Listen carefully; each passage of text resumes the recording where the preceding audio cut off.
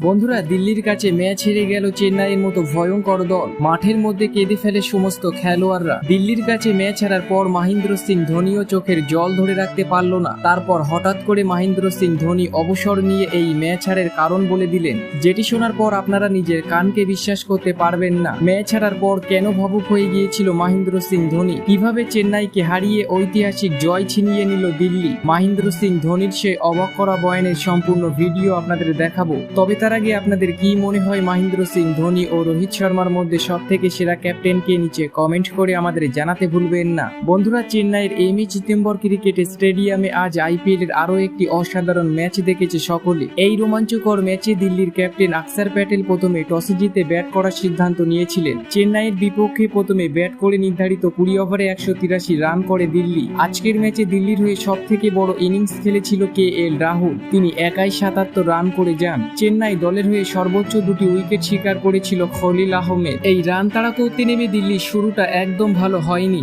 মাত্র 74 রানে 5টি গুরুত্বপূর্ণ উইকেট হারিয়ে ফেলেছিল। শেষের দিকে মহেন্দ্র সিং ধোনি ও বিজয় শঙ্কর ম্যাচ জেতানোর জন্য পুরো লড়াই করে গিয়েছিল, কিন্তু তারা সফল হতে পারল না। দেখতে দেখতে এই ম্যাচটি শেষ ওভারে পৌঁছে যায়, আর এই ম্যাচটি চেন্নাই সুপার কিংস দিল্লির কাছে হেরে যায়। এই ম্যাচ হারার কারণে পুরো স্টেডিয়ামে শোকের ছায়া নেমে আসে। মাঠে থাকা দিল্লির ভক্ত সমর্থকরা খুশিতে আত্মহারা হয়ে যায়। পরস্পর ম্যাচ হেরে ব্যাকফুটে চলে যায় চেন্নাই সুপার কিংস, যার কারণে মাঠের মধ্যে তাদের খেলোয়াড়রা কেঁদে ফেলে। এমনকি মহেন্দ্র সিং ধোনি এই হারও মেনে নিতে পারছে না। তিনিও চোখের জল ধরে রাখতে পারলেন না। যখন ইন্টারভিউতে এই ম্যাচ হারার কারণ জিজ্ঞাসা করা হলো মহেন্দ্র সিং ধোনিকে, তখন তিনি এমন কিছু বললেন শোনার পর অবাক হয়ে গিয়েছে পুরো ক্রিকেট বিশ্ব। তাহলে চলুন দেরি না করে দেখে আসি মহেন্দ্র সিং ধোনির সেই অবাক করা বয়ান। দিল্লির কাছে ম্যাচ হেরে তিনি বলেছেন, আমরা অনেক বেশি হতাশ হয়ে পড়েছি এই ম্যাচ হেরে। আমি ভেবে পাচ্ছি না কিভাবে আমরা এই ম্যাচটি হেরেছি। এটা লজ্জাজনক ব্যাপার। আমাদের দলের ব্যাটাররা আজ কেউ বড় স্কোর করতে পারেনি। অবশ্যই শঙ্করকে তারিফ করতে হবে, তিনি শেষ পর্যন্ত লড়াই করে গিয়েছিল দলকে জেতানোর জন্য।